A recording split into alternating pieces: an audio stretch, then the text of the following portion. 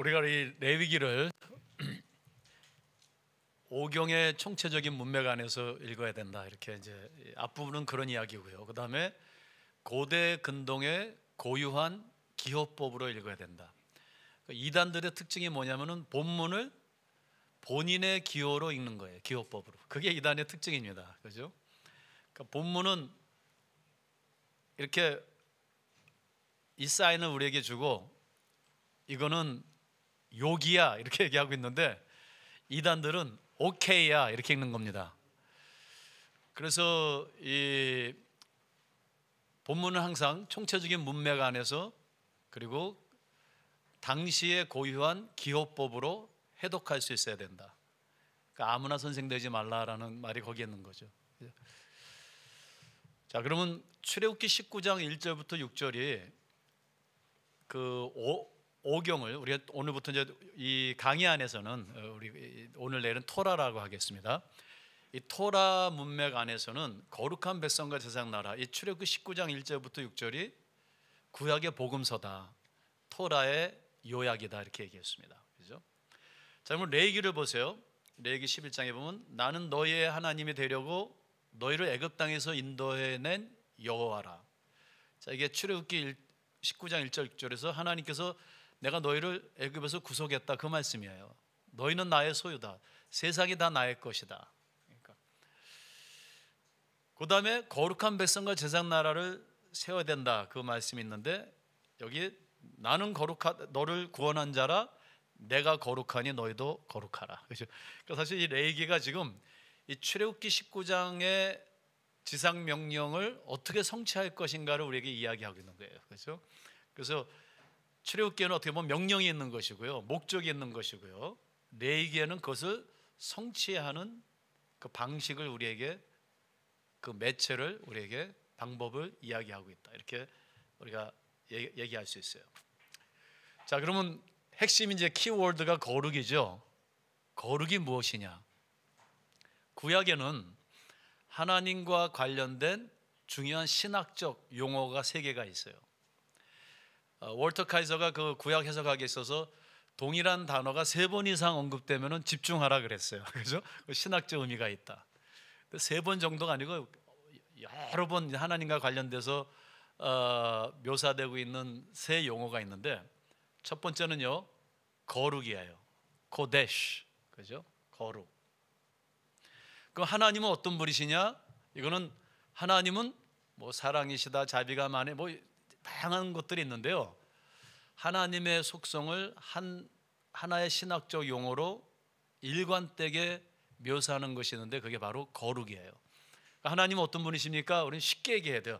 하나님은 거룩하신 분이십니다. 여러분들 하나님은 사랑이십니다 말하기 전에 먼저 하나님은 거룩하신 분입니다를 얘기를 해야 돼요. 이게 구약에서 나오는 하나님의 속성이에요. 그죠? 그래서 우리가 거룩, holy, kodesh 이렇게. 두 번째는요, 그 거룩한 하나님이 출현하실 때 현현이죠. theophany. 그 거룩한 하나님께서 임재하실 때 가시적으로 보이는 게 있어요. 그 현상이, 그것을 영광이라고 그래요. glory. 히브리어로 카보드. 그러면 하나님의 속성은 코데시, 거룩이고요, 하나님의 현현, 임재가 가시적으로 나타나는 것이 영광이에요. 가보드. 세 번째, 그러면 그 거룩한 하나님께서 임재하실 때, 임재하시면은 오셔서 그분의 행위, 나타나심, 그 행위는 무엇이냐? 사랑이에요. 이게 굉장히 중요하죠. 헤세드. 저희 학교에서 제가 이제 구약학을 우리 구약학 박사과정에 있는 학생들인데 그동안 저희 학생들 중에서 헤세드에 대해서만 연구를 해서 박사 학위를 받으신 분도 있고, 코데시, 카보드 이렇게 연구하신 우리 분들이 계세요. 학생들이 계세요. 자, 그러니까 여기서 하나님의 속성 코데시, 임재 카보드, 행위 헤세드, 이 3가지 단어를 우리가 이해할 때 레위기를 이해할 수 있어요. 그죠? 자, 그럼 보세요. 먼저 구약은 야훼 하나님의, 우리가 보통 이제 여호와, 근데 여호와는 라틴어 제호바 번역이 그대로 음역이 돼서 여호와 이렇게 됐지만, 첫째 하나님은 이름이 없으시죠. 왜 하나님은 이름이 없으십니까? 시작도 없고 끝도 없고 부모님도 안 계시고 고향도 안 계셔가지고 하나님은 이름이 없으십니다. 그러니까 모든 이름이 있는 신들은 우상이에요. 구약에 보면은 하나님은 이름이 없으세요. 그죠? 그러면 뭐 야훼, 그다음에 뭐 여호와, 야레, 뭐 라파 이런 건 무엇이냐? 그죠? 그것은 그 하나님의 어떤 특정, 어떤 특별한 행위를 경험하고 그것을 묘사한 것이에요. 그러니까 야훼는 당신의 이름이 무엇입니까? 하나님의 이름이 없으세요. 그죠? 나는 스스로 있는 자다. 근데 이게 스스로 있는 자라는 것을 우리가 번역을 했지만 잘 살펴보면 문맥에서는요, 나는 이름이 없어. 그렇지만 내가 I am, 너와 함께 동행할 거야. 광야를 인도할 것이고 너희를 구속할 것이고, 그런 의미에서 언약적 하나님을 묘사할 때 인격적인 야훼라고 그래요. 근데 우리를 치료하시는 하나님이요, 라파라고 그래요. 뭔가를 섭리하시고 준비하실 때 그 하나님을 그러면 야레라고, 이렇게 여호와 야레라고 묘사한 것이에요. 그죠? 자, 그래서 히브리 사람들은 전통적으로 하나님을, 이제 엘로힘은 아카디언에서 유래된 거죠. 아카디어 고대 언어의 신이라는 뜻이에요. 엘로힘. 그래서 보통 구약에서 엘로힘 그러면 우주 만물을 창조하신 하나님, 우주적인 보편적인 하나님 할 때 엘로힘. 그러니까 태초에 엘로힘이 우주 만물을 창조하셨다. 그죠? 언약적인 나를 구속하신, 나와 동행하시는, 인재하시는 하나님 할 때는 야훼, 하야, to be, I am, 에흐히 에흐히, I am who I am, 나는 스스로 있는 자라, 너와 함께하는 자라, 동행하는 자라, 언약의 하나님. 그러니까 히브리 사람들은 야훼라는 단어가 나올 때는 발음을 안 하죠. 하나님의 이름을 망령되 여길 수 있고 하나님은 이름이 없으시니까. 그렇지만 언약의 하나님, 야훼 엘로힘 할 때는 주 하나님으로 번역한 겁니다. 그죠? 그래서 이 랍비들은 야훼 엘로힘이 나올 때는 엘로힘 아도나이, 주 하나님으로 이렇게 여기 말하는 거죠. 자, 그러면 이 주 하나님, 애굽에서 이스라엘을 구속하신 언약적, 나와 함께 하시고 동행하시고 임재하시는 하나님, 그 하나님의 모든 속성을 종합적으로 얘기할 때 그 속성이 무엇이냐? 코데시. 코데시. 자, 여러분들 코데시라는 이 명사는 카다시라는 동사에서 파생됐죠. 카다시가 무엇입니까? To separate, 구별, 그죠? 나눔. 그래서 구별이 굉장히 중요합니다. 그 레이기의 핵심이 뭐냐면요, 바달이, 동사 중에 하나가 있는데 바달이라는 동사예요. 바달, 분리하다나, 뭐 부정과 정결을 분리하고, 세속적인 것과 거룩한 것을 분리하고, 그죠? 구별이에요. 근데 이거 뭐 싸움을 일으켜서 분리하는 게 아니고요, 거룩한 세속을 분리하는 건데, 여기서 우리의 하나님을 어떻게 이해해야 되냐? 하나님은 그럼 속성이 어떤 속성을 갖고 계시냐? 절대 타자성을 갖고 계신 거예요. 이걸 우리가 absolute otherness라고 영어로 이렇게 얘기를 하죠. 절대 타자성이에요. 자, 여기서 우리가 하나님을 이해하는데 굉장히 중요한 개념이죠. 절대 타자성, absolute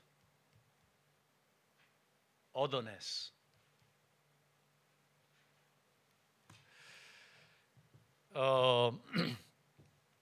그리스의 신화를 보면요, 또 고대 근동의 신화를 보면은 굉장히 거기에 신들은요, 안트로포모르피즘, 굉장히 인간의 형태를 가지고 있어요. 그죠? 뭐 3분의 1은 인간이고 뭐 3분의 2는 신이고, 그다음에 인간들하고 싸우고, 또 뭐 또 이제 그 마루독 신 같은 걸 보면은 이제 뭐 어머니 신을, 그 어머니를 죽인 또 신을 또 죽여서 그 신을 또 조각을 내서 사람을 만들어서 원수를 갖고, 이렇게 돼 있는데 하나님은 시작도 없으시고 끝도 없으시고, 그렇죠?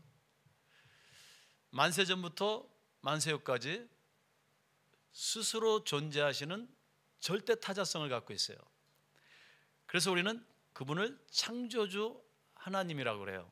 자, 그러면 그 창조주 하나님이 우리를 창조하실 때 우리는 피조물인데, 우리 피조물의 특성은 뭐냐면 관계성이에요. 그러니까 절대 타자성과 관계성을 가지고 있어요. 자, 여기서 우리가 무엇을 알 수 있냐면 하나님은 스스로 기뻐하실 수도 있고 스스로 슬퍼하실 수도 있어요. 그죠? 근데 우리 인간은 절대로 스스로 기뻐하고 스스로 무엇을 알고 인식하고 존재할 수 없어요. 그러니까 우리 인간을 관계적 존재라고, relational being이고, 하나님은 absolute being이에요. 절대 타자성. 이게 거룩이에요. 그러니까 우리는 무엇이 진리냐 할 때는 관계 속에서만 알 수 있는데, 무엇이 더 악하고 선하냐를 관계 속에서만 알 수 있는데, 하나님은 절대성을 갖고 계세요. 하나님의 진리는 절대 진리예요. 하나님이 말씀하시면 진리예요. 그죠? 이게 좀 그 어떤 하나님과 우리의 차이점이라고 이렇게 볼 수 있죠. 저희 학교의 그 교수들이 뭐 나름대로도 그냥 세상적으로 보면 우리 이제 교수들이 다 PhD 받은 사람들 아니에요, 박사학위. 굉장히 똑똑한 걸로 생각하는데 여러분도 뭐 많이 들어보셨을 거예요. PhD 박사, 이게 영어로 Permanent Head Damage, 머리가 영구적으로 망가졌다라는 말이에요. 아주 퍼머넌트하게 헤드가 데미지가 됐다, 이런 게 얘기하는데, 이제 신학과 theology doctor, 신학 박사들은요 토탈 헤드 데미지예요. 그런데 저희가 한번 제주도로 그 태수회를 갔어요. 근데 이게 그 가이드가 여행은 안 시켜주고 뭐 오렌지 농장에 가서 오렌지 사라고 반나절 다 시간 보내고, 또 말뼈 가루 파는 데 가가지고 그거 사라고 또 시간 다 보내고, 또 뭐 버섯 가루 파는 데 가서, 그런데 이 교수들이 공통점이, 신학과 교수들이 공통점이 뭐냐면 돈이 없어요. 그래가지고 아주 지갑을 안 갖고 다니는 분도 계세요. 3일을 그렇게 데리고 다니는데도 아무도 물건을 안 사는 거예요. 너무 비싸요. 그게 하나에 20만 원, 30만 원 말. 3일째 제가 너무 미안하더라고요. 우리 다 이렇게 뭐 신학교 교수인지 아는데 그 가이드는 그거 팔아서 코미션을 먹고 그러는 건데 아무도 안 사니까. 그래서 제가 정말 와이프한테 혼날 줄 알고 무슨 버섯가루 같은 거 요만한 거, 요게 30만 원이더라고요. 그거를 이제 카드를 주고 하나 딱 사는데, 제가 이렇게 사니까 다른 분도 와서 사더라고요. 여러 명이. 그래서 이제 해피하게 끝냈어요. 근데 이제 돌아와서 몇 달 지난 다음에 소문이 퍼진 거예요. 그 이한영 교수 때문에 그 비싼 거 괜히 사가지고 먹지도 못하고 먹어봤자 효과도 없고 다 썩고 있다고. 아니 왜 나한테 본인들이 사셨는데 왜 나한테, 그랬더니 그 의사 출신이 사니까 굉장히 몸에 좋은 줄 알았대요. 여러분들 박사학위 100개를 받아도요, 인간은 100이라는 숫자를 갖다 놓고 이 숫자의 가치를 절대로 주권적으로, 그 다음에 자율적으로 알 수가 없어요. 이 100원 옆에 110원이 있고 90원이 있어야지만 이 100원의 가치를 알 수 있는 게 인간이에요. 그래서 이 과학이라는 게, 저도 과학을 한 사람이지만 이게 어떤 이 과학이라도 십진법이라는 어떤 그 틀을 갖다 놓고 비교해서 하는 거지, 나중에 상대성으로 가면은 또 이 양자역학으로 가면은 우리가 알고는 그 절대 과학이라는 건 존재하지 않아요. 저는 그것을 이제 공부하면서 이 구약의 기적들을 이제 알게 됐는데, 그러니까 여기서 지금 우리가 하나님을 이해 못하는 이유가 여기에 있어요. 우리는 상대적인 인식론을 가지고 있어요. 관계적인. 근데 지금 구약은요 절대적이고 자율적인 거룩하신 하나님의 말씀을 담고 있어요. 이것을 이해하기가 너무 힘든 거예요. 제가 또 한번 다른 예를 들면은 여러분들이 믿거나 말거나 저는 연애를 한 번도 안 해봤어요. 우리 아내하고 중매 결혼이에요. 딱 한 번 보고서 한 번 가족끼리 보고 일주일 만에 약혼을 했어요. 근데 약혼을 한 다음에 문제가 생겼어요. 아내가 저를 별로 안 좋아하는 거예요. 약혼하고 나서. 여러분 저는 그때 신대원 1학년 들어가가지고 너무 뜨거워가지고 막 예수님 우리 신대원 1학년이 제일 뜨겁잖아요, 그죠? 지금은 다 식었지만 이 1학년 때 그 뜨거움.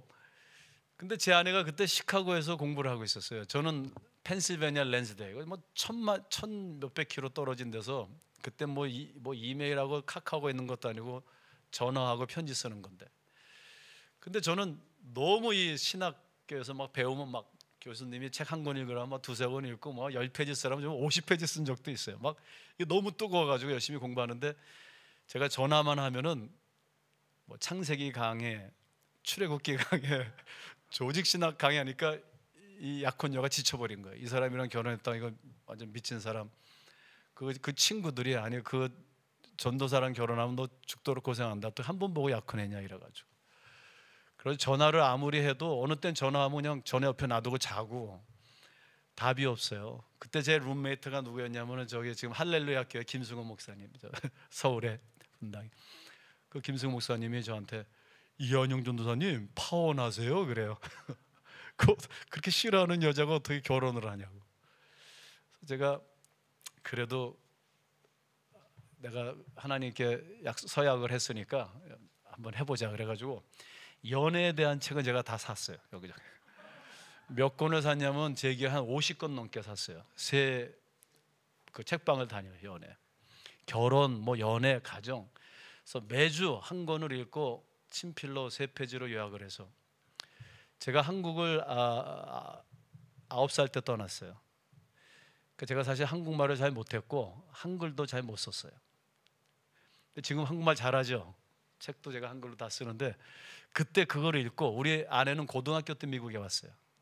고3 때. 그러니까 제 아내한테 그 사전을 찾아서 번역을 해가지고 한글로 3페이지를 딱 요약해서 매주 한 권씩 읽고 3페이지 요약해서 보냈어요.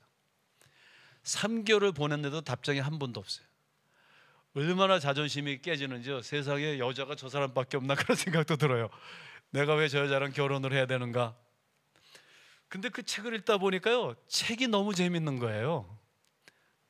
그래서 1년 동안 50권을 다 읽고 그 책을 3페이지로 매주 요약했으니까 150페이지 논문이 됐죠. 결혼에 대한 책을 50권을 읽고 요약을 하고 나니까 결혼은 안 했는데 결혼한 10년 한 사람처럼 느껴져요, 제 자신이. 그래서 무슨 자신감이 생기냐면은 야, 나는 결혼하면은 아무 문제가 없을 것이다. 내가 결혼에 대한 것은 뭐 다 아니까 난 아주 그냥 통달했어. 그리고 1년이 지난 후에 우리 아내한테 단 한 번도 편지를 50통을 보냈는데 단 한 번도 받지 못하고요. 1년 6개월 만에 결혼했어요. 1년 6개월 만에 결혼을 해가지고 아무 문제가 없을 줄 알았는데 문제가 많아요.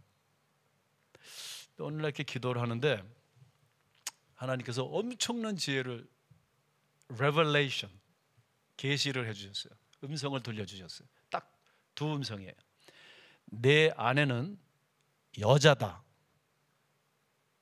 여러분 제 아내가 여자입니까 남자입니까? 그 음성이 딱 들렸어요. 두 번째는요, 내 아내는 이씨가 아니고 임씨다.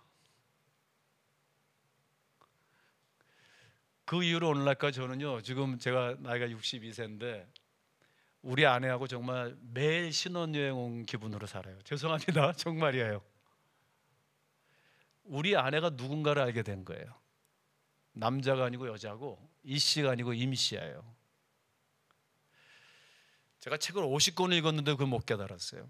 여러분 우리가 왜 하나님을 이해 못할까요? 우리는 하나님이 사람인 줄 알아요. 이게 제일 큰 문제예요. 하나님이 관계적 존재인 줄 알아요. 여러분 하나님은요, 나는 나다예요. 이게 굉장히 중요합니다. 나는 나예요. 하나님은 절대 타자성을 갖고 계신 거룩하신 하나님이에요. 하나님이 우주 만물을 그냥 어떻게 말씀으로 창조하셨지? 하나님이시니까요. 이게 너무 간단한데, 아니 홍해바다가 어떻게 갈라졌지? 하나님이시니까 가르신 거죠. 인간이 가를 수 있어요? 없어요. 여러분들 내 아내를 옆에 놔두고 100년을 같이 살아도요, 그분이 임시고 여자인 거를 모르면요, 죽을 때까지 그 여자가 누군지 모르고 살 거예요. 그렇죠?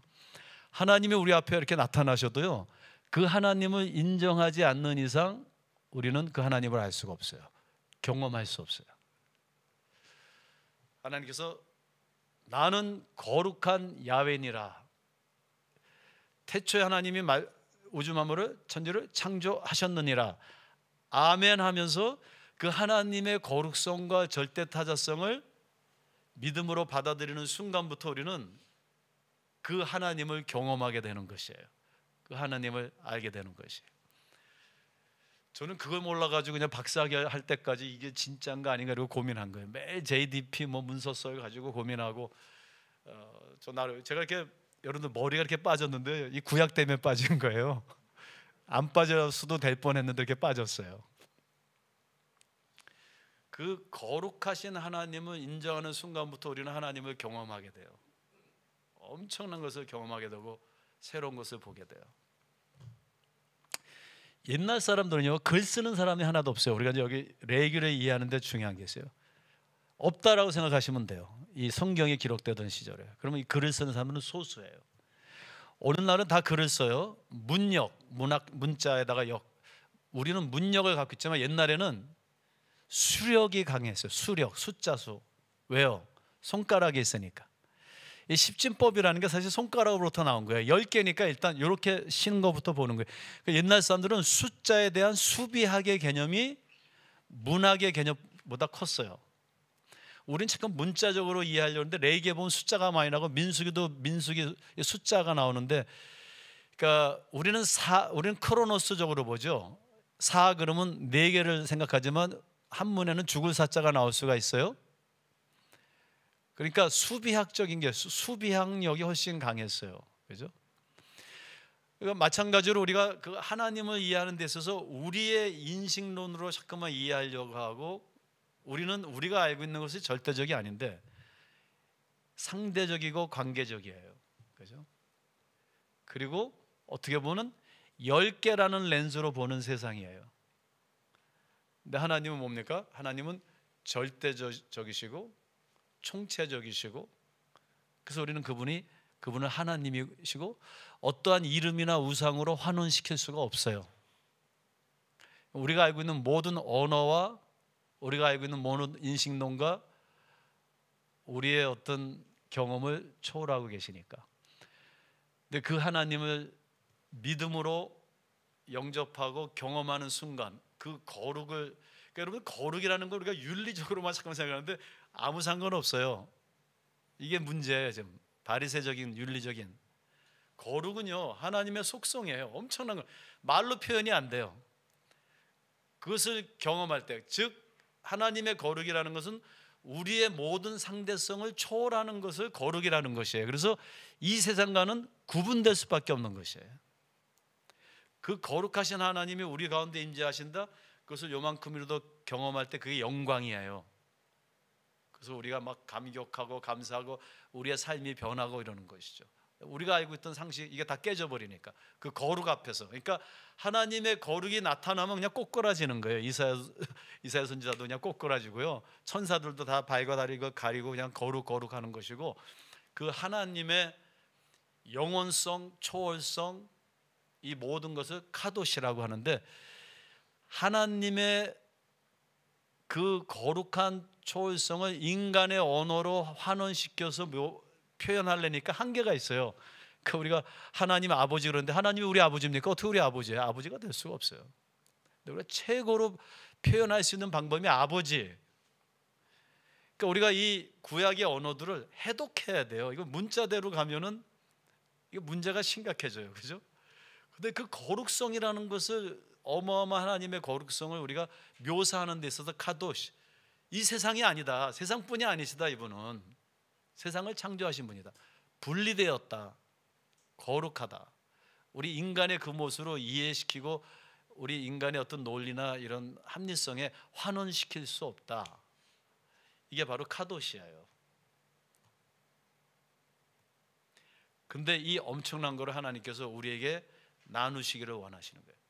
내가 거룩하니 너희도 거룩하라. 이게 얼마나 지금 무서운 말입니까? 얼마나 큰 은혜입니까? 얼마나 큰 사랑입니까? 근데 이 거룩이라는 것을 그러면 인간의 언어로 뭔가 좀 표현해야 되잖아요.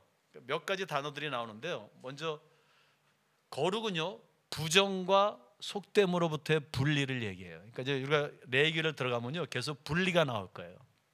바달, 하나님께서 뭐 하늘과 땅을 분리하셨다. 창세기 1장에 보면은 바달, 똑같은 동사예요. 바달, 분리하다. 그다음에 뭄이라는 단어가 많이 나요. 뭄, 흠이 없으시다. 그런 바달, 이 거룩, 그러면 두 가지를 생각하는데요. 분리하다, 흠이 없다. 이 두 가지예요.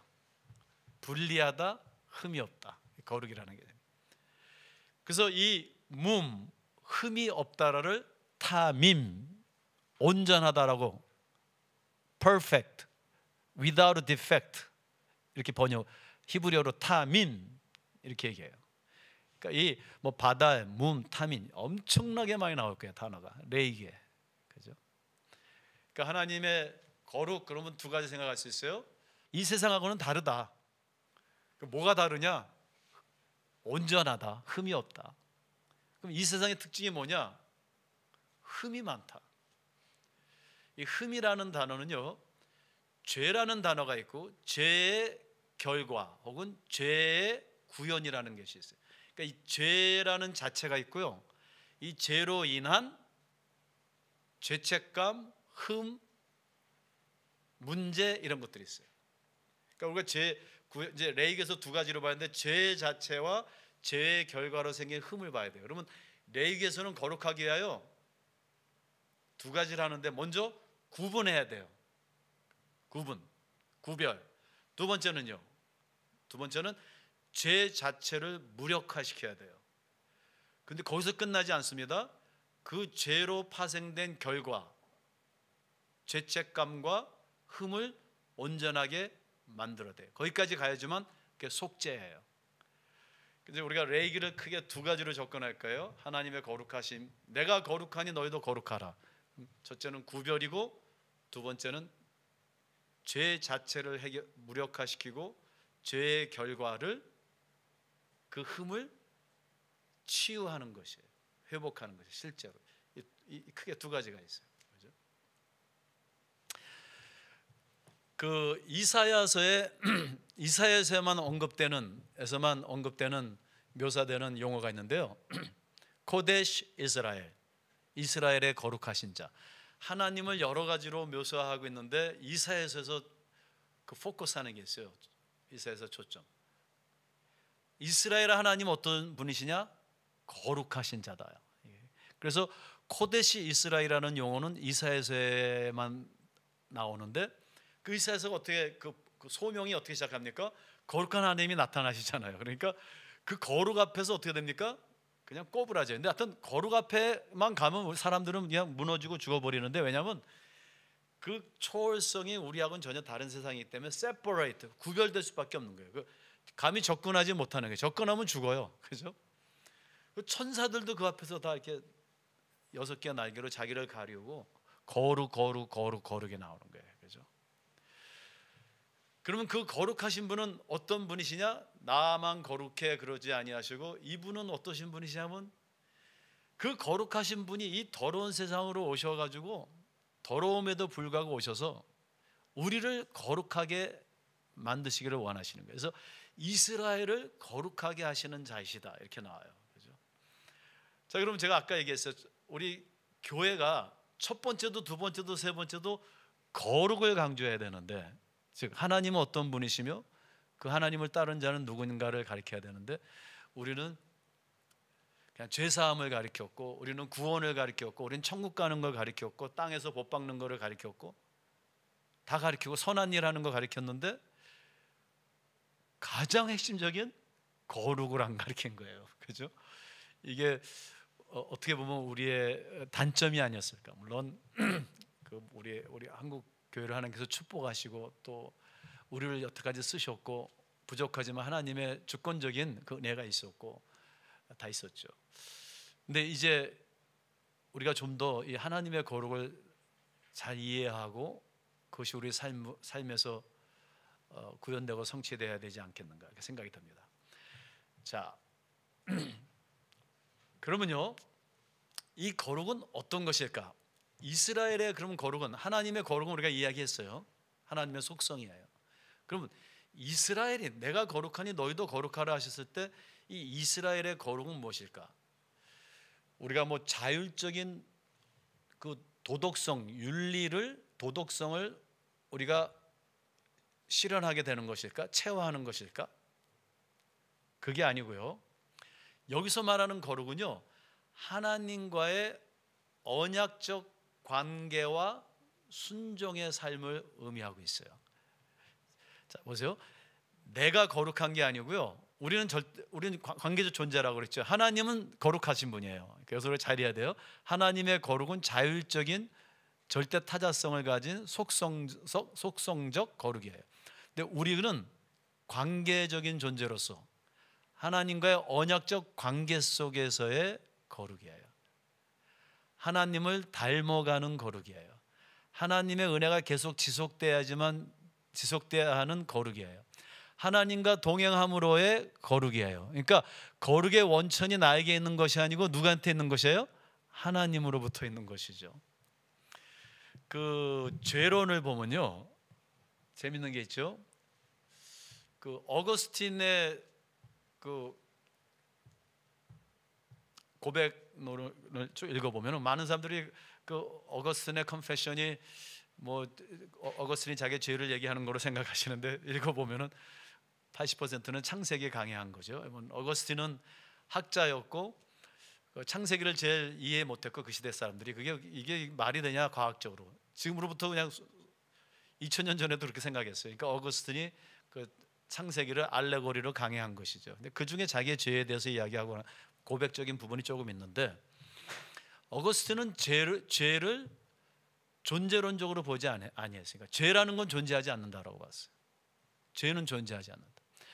그 이유로는 제가 어거스틴이 다 맞다는 말이 아니고요. 어거스틴의 이야기인데 제가 어느 정도 동의합니다. 저는 이제 학교에서 오경, 구약 신학, 그다음 구약 윤리 이 세 과목을 제가 맡아서 이제 강의를 쭉 하는데, 우리가 구약 신학 때 이제 죄론에 대해서 얘기할 때 어거스틴 얘기를 하는데, 그러면 죄가 존재하지 않는다. 그 이유는 하나님은 선하시기 때문에 선하신 하나님이 어떻게 죄를 만드실 수 있느냐. 그러니까 죄가 존재하지 않는다 이렇게 얘기해요. 그럼 죄는 무엇이냐? 죄는 거룩하신 하나님의 부재다 그래요. 이게 재밌는 건데, 그 아인슈타인이 어렸을 때 그 유태인이니까 선생님이 얘를 딱 집중해서 이제 분리시키고 왕따시키고 이제 좀 하려고, 너 하나님 신이 있다는 거 네가 한번 증명해봐 그랬대요. 이게 진짜인지 아닌지 모르지만 우리 아인슈타인 이야기 항상 나오는 거예요. 그러니까 아인슈타인이 일어서 거기에 답하지 아니하고 이렇게 얘기했대요. 선생님, 어둠이 무엇입니까? 이렇게 물어봤대요.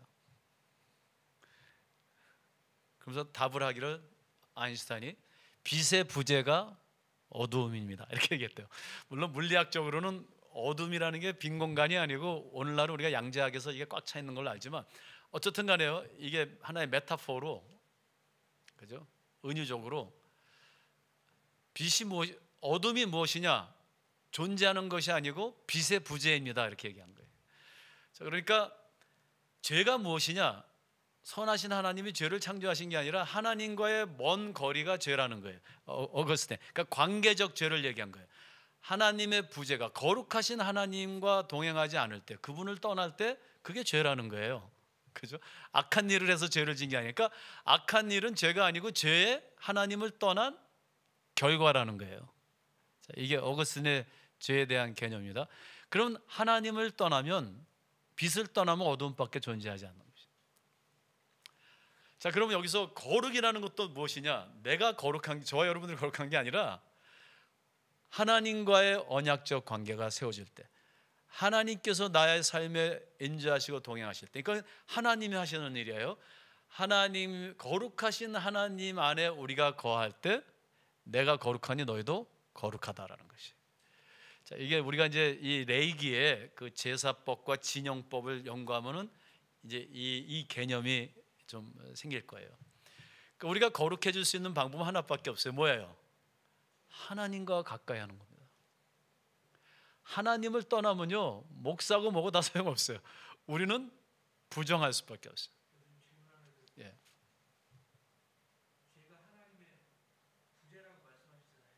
예.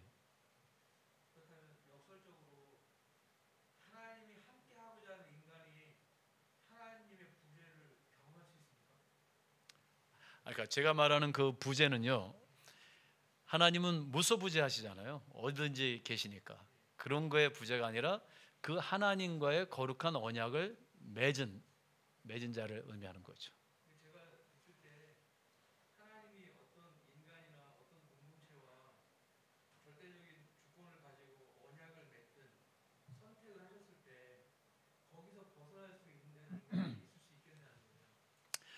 예, 이건 이제 항상 하나님의 주권과 인간의 어떤 의지에 대해서 이야기를 하시는데, 그거를 아마 2000년 동안 논의를 해왔는데, 예,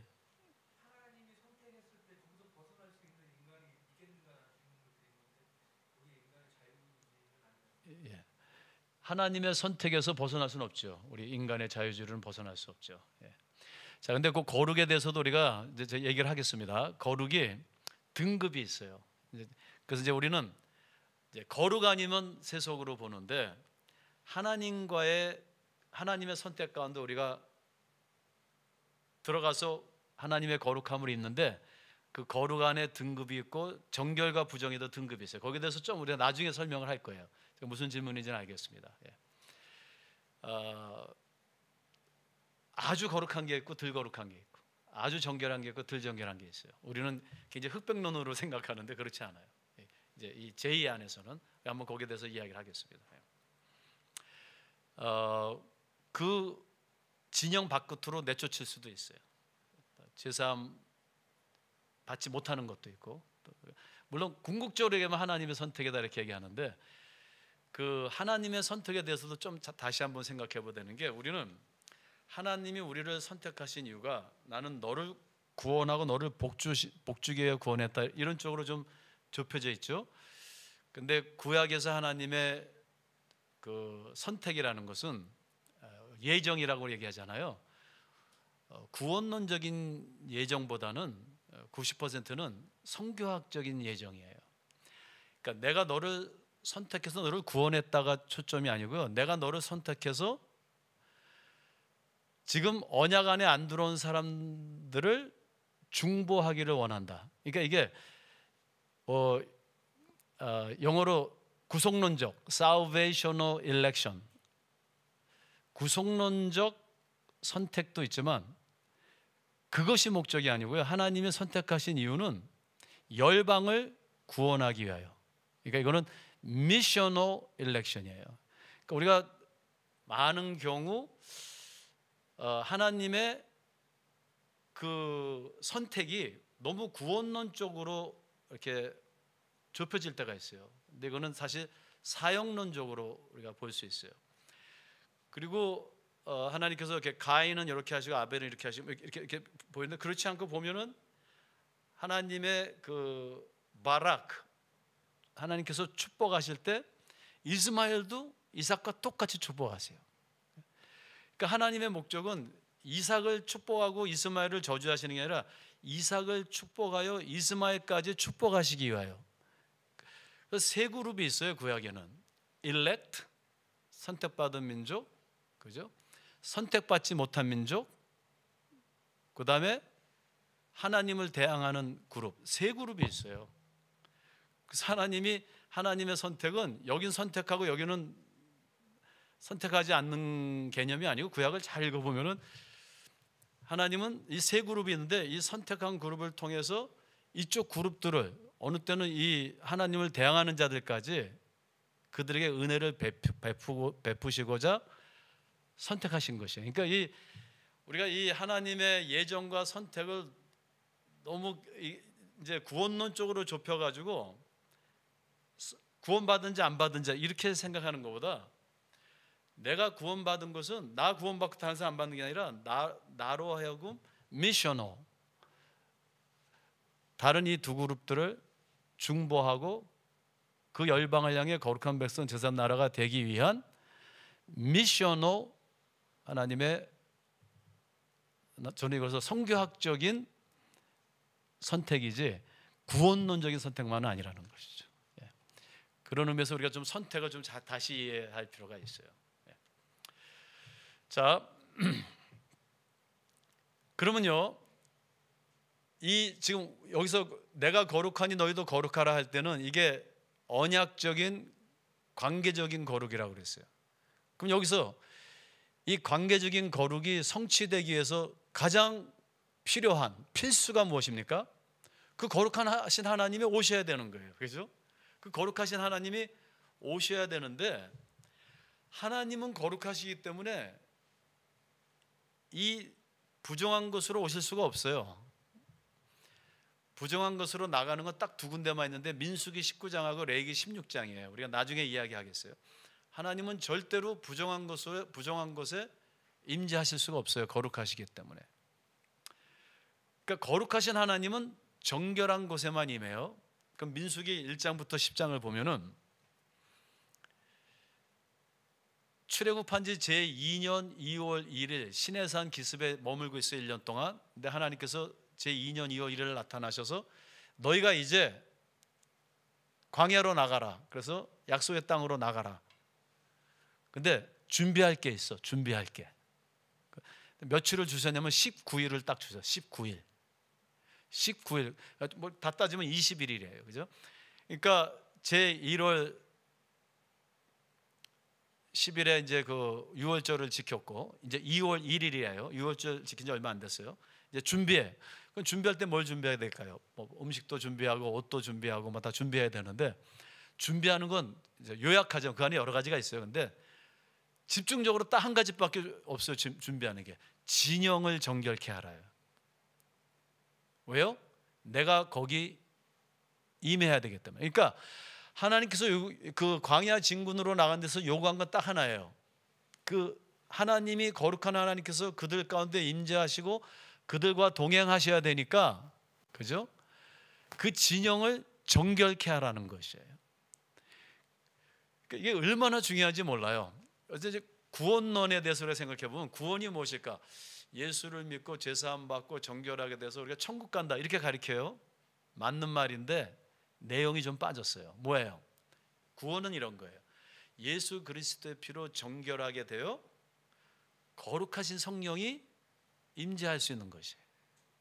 예수 그리스도의 피로 정결하게 하지 아니하면은 임재와 동행하심이 없어요. 근데 그 동행하심이, 임재하심이, 함께하심이 영원한 것이 천국인데 이미와 아직이 있는데 우리는 그 중간을 빼먹은 거죠. 가장 중요한 것, 그죠? 그러니까 정결하게 됐다, 결론적으로 천국 간다 하는데 중간에 너무 중요한 걸 뺐어요. 이 제2에서 가장 중요한 것은 하나님의 거룩하신 하나님의 임재와 동행하심과 함께하심이에요. 그러니까 골든 웨남이 구약의 이 토라의 이야기는 인카르네이션, 성육신의 하나님의 체화의 과정이다. 하나님이 시내산에 임하시고 맨 처음에 에덴 동산 한가운데 계셨는데 그 다음에 시내산에 임하시고 장막에 임하시고 백성 가운데 임하시고 말씀이 육신이 되어 우리 가운데 거하시니 우리가 그를 바라보니 아버지의 영광이시니라. 내 몸이 성령의 전인 줄 알지 못하느냐. 그러니까 하나님의 History of Incarnation, 하나님의 성육신 하심의 이야기다 이렇게 얘기를 해요. 그러니까 구속사라는 말보다는, 구속사 그러면 뭐라 그래요? 구속사는 예수 그리스도의 피로 정결해져서 천국 갔다, 이게 구속사로 잘못하죠. 근데 사실 구속사란 말보다 정확한 말은 하나님의 임재의 역사다. 여기에 대해서 우리가 나중에 좀 이야기할 거예요. 이 레위기를 이해하는 데서 아주 중요한 것이.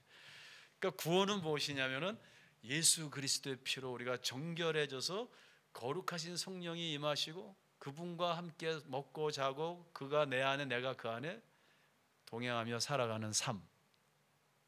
이 삶이 구원이지 그냥 예수 믿고 천국 가는 게 구원이 아니라, 맞는 말이지만 좀 뭔가 내용이 빠졌다라는 거예요. 그죠? 제1원적으로 보면요. 그러면요, 거룩하신 하나님은 지금 계속 지금 하나님의 속성에 대해서 이야기하고 있어요. 레위기를 이해하는데, 여러분 우리 지금 레위기 1장 1절도 아직 안 들어갔어요. 그래서 이게 오늘 내일로 끝날지 모르겠어요. 근데 거룩하신 하나님은 정결한 곳에 임하는 거예요. 자, 그러면요, 하나님이 임하실 때 나타나는 현상이 있어요. 구약에는 현상. 근데 하나님의 임재를, 하나님 무소부지하시고 전지전능하시고 보이지도 아니시고 하나님은 영이신데 어떻게 그게 보입니까? 구약에서 보였어요. 그게 뭐냐면 그걸 어떻게 표현하냐면요, 영광으로 표현했어요. 영광. 이게 카보드 아도나이, 그죠? 케보드 아도나이. 자, 그러면 이 카보드 아도나이가 뭘까요? 하나님의 영광. 이것은 거룩하신 하나님이 임재할 때 나타나는 현상이에요. 그것을 구약에서는 카보드 아도나이라고 이렇게 얘기해요. 그러니까 그 영광이라는 그분의 무소부재하시고 전지전능하심이 가시적으로 그의 임재로 하여금 나타나는 현상이에요. 출애굽기 9장에도 나타나고요. 근데 그의 임재가 나타날 때 뭐 영광과 경의와 위엄으로 가득 차 있고, 뭐 신의 산에 나타날 때, 카보드 아도나이 나타날 때 막 그 구름과 천둥과 이런 것이, 그 영광의 거룩을, 그 안에 있는 모든 하나님의 영광이 나타나면요, 이 영광이 어느 정도냐면은 그 하나님의 임재가 나타나면 그 영광에는 아무것도 안 보이는 거예요. 이게 특징이에요. 그래서 카보드라는 이 단어는요, 히브리어로 그대로 번역하면은 fat, 뚱뚱하다라는 말이에요. 카보드, 꽉 찼다. 그러니까 우리가 보통 이런 얘기 하잖아요. 내가 어떤 하나님의 복음을 전하고 희생하고 열심히 일을 했더니 선을 행했대 하나님의 영광이 나타났다라고. 맞는 말인데 성서적이진 않아요. 하나님의 영광이 나타났다는 이런 말이에요. 내가 그렇게 하나님 위해서 희생했는데 나는 사라지고 아무것도 안 보이고 하나님의 임재만 보이는 거예요. 이게 카보드 아도나이예요. 나의 비석을 여러분들 그 성경에서 가장 위대한 두 분은 비석이 없어요. 동상도 없고 모세와 예수님이에요. 그죠? 저 요새 웃긴 게 뭐 기독교 대학에 아직도 살아있는 뭐 이사장과 총장님의 비석을 세우고 동상을 세우고 뭐 이름도 그걸로 바꾸고, 이건 하나님의 영광이 아니고 자기의 영광이에요. 그러니까 하나님의 영광을, 카보드 아도나이라는 개념은 그 영광 외에는 아무것도 안 보여요. 그리고 사람들은 무서워서 도망가요. 그죠? 그래서 우리가 정말 하나님의 영광을, 거룩한 하나님을 우리가 실제로 영접했다면은 나의 영광이 아니라 하나님의 영광이 나타나야지 그게 진짜예요. 그런데 이단들의 특징이 뭡니까? 신천지로부터 시작해서 뭐 성경을 나름, 첫째는 성경을 자기네 기호법으로 풀이한다. 그죠? 두 번째는요, 이단에는 꼭 교주가 있어요. 여러분, 교주나 뭐가 있으면 그건 이단이에요. 근데 사실 거룩하신 하나님이 임재하는 곳에는 하나님의 영광 외에는 아무것도 안 보여요. 이게 구약에서 보여주는 거예요. 우리가 좀 이따 볼 거예요. 자, 그러면요, 하나님의 거룩한 영광이 있는 진영, 그 진영을 보통 뭐 메케도시, 마케도시 이렇게 거룩한 성소라고 그러잖아요. 왜 그 카도시라고, 거기다 카도시라는 이름 왜 성자를 왜 넣습니까? 카도시, 그죠? 미크도시. 우리 한국말은 성소라고 그러게. 그 하나님, 거룩하신 하나님이 계신 곳이고, 그다음에 이거를 왜 카보드라고 해 꽉 찼다고 그러니까 거룩한 하나님은 그분 외에는 아무것도 보일 수 없어요. 그 영광은 어마어마한 것이에요. 그럼 이 하나님의 거룩한 영광이 있는 진영은, 그 진영이 정결해야지만 임할 수 있어요. 이스라엘 백성은 그 진영이 부정으로 오염되고 속되지 않도록 성소와 진영을 정화시켜야 돼요. 그러면 레위기의 모든 제사법은 핵심이 무엇일까요? 그 진영을 깨끗하게 닦는 거예요, 여러분들. 모든 지금 이 제사는요, 제사의 궁극적인 목적이 거룩한 하나님이 임재하시고 동행하시는데, 그러기 위해서는 매일 제사를 드리고 피를 뿌리면서 진영 청소하는 겁니다. 여러분들 간단해요. 레위기는 계속 청소하는 거예요.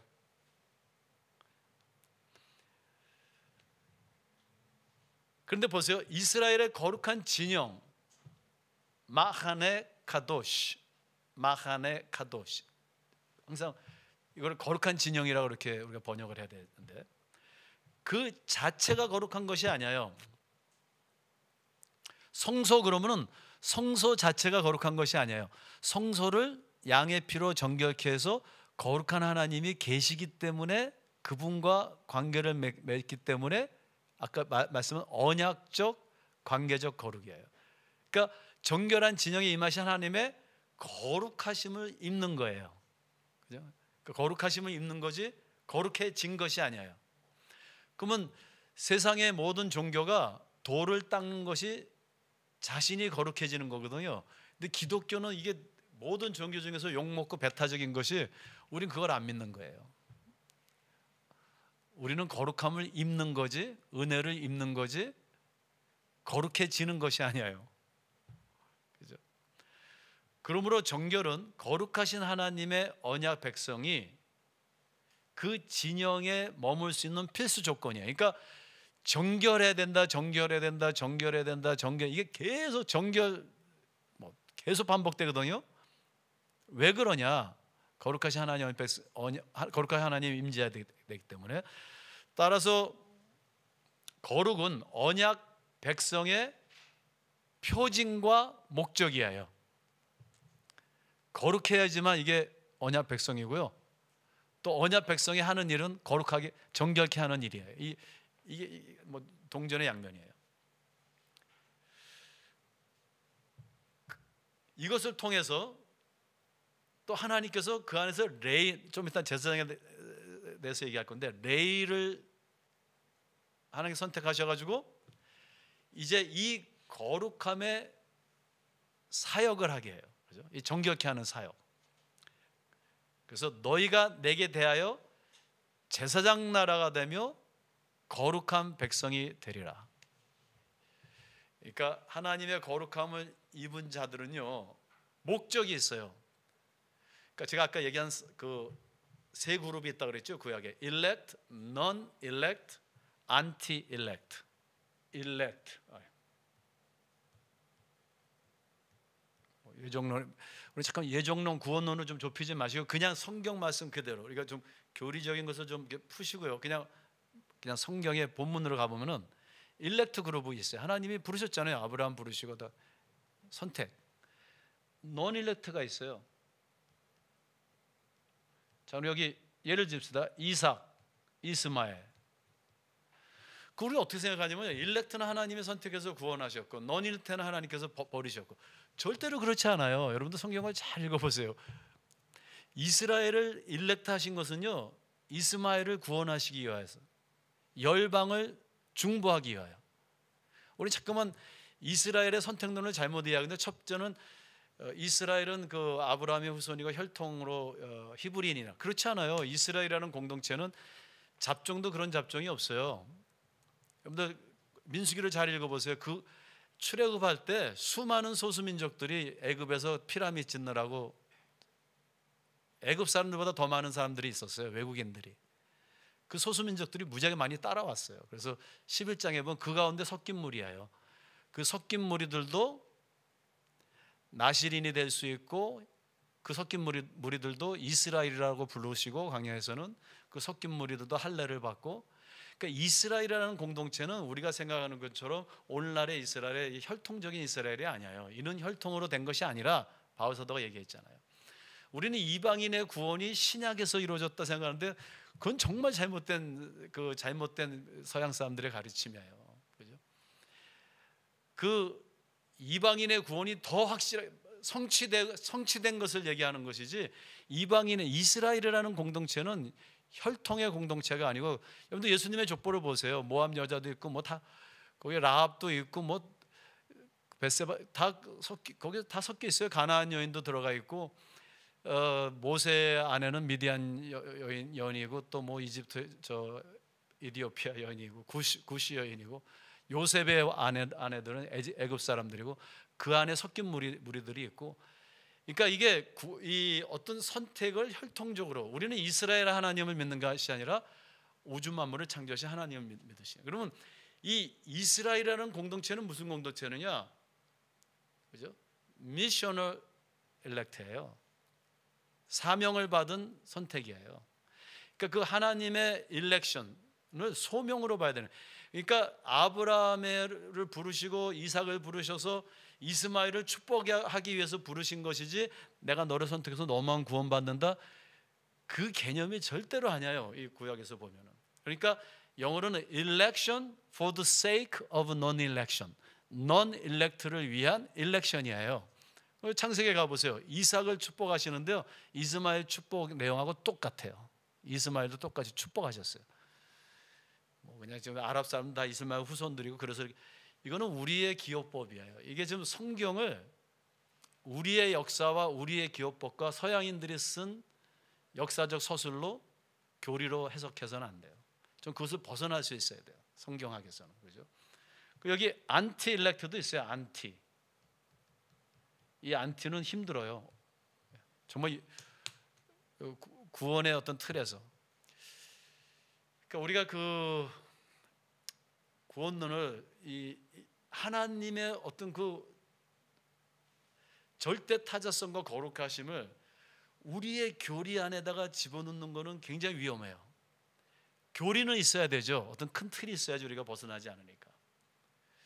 근데 우리가 만약에 그 하나님의 그 초월성을 그냥 일렉트 non-elect, 흑백론이라든가 선택과 비선택, 예정과 뭐 자유, 이렇게 인간의 언어로 틀로 집어넣는 순간부터 우리는 이게 이해할 수가 없어요. 그죠? 그래서 우리가 프레스크립티브, 규범적으로 성경을 접근하는, 독트리널하게 교리적으로 접근하는 것도 필요하지만 디스크리티브, 서술적으로, 내러티브로 이해할 필요가 있어요. 본문을 읽으면서 하나님의 초월성을 저는 여기까지밖에 모릅니다. 더 이상 알 필요가 없어요. 우리는 알 수도 없어요. 저는 그렇게 생각해요. 근데 여기서 지금 디스크리티브, 교리적이지 않고 규범적이지 않고 서술적으로 볼 때는 분명히 하나님의 일렉션, 하나님의 선택은 선택받지 못한 자들을 사랑하고 섬기고 그들을 하나님께 중보하기 위한 선택이지, 너는 천국 가고 너는 지옥 가라는 선택은 아니라고 저는 봐요. 이게 좀 제가 이해하는 내러티브 티올로지, 그죠? 서술적 신학이에요. 자, 그렇다면은 그러므로 정결은 거룩하신 하나님의 언약 백성이 그 진영에 머물 수 있는 필수 조건입니다. 따라서 거룩은 언약 백성의 표징의 목적입니다. 너희가 내게 대하여 제사 나라가 되며 거룩한 백성이 되리라. 우리 여기까지만 하고 우리 점심 먹고 1시에 돌아오겠습니다. 감사합니다.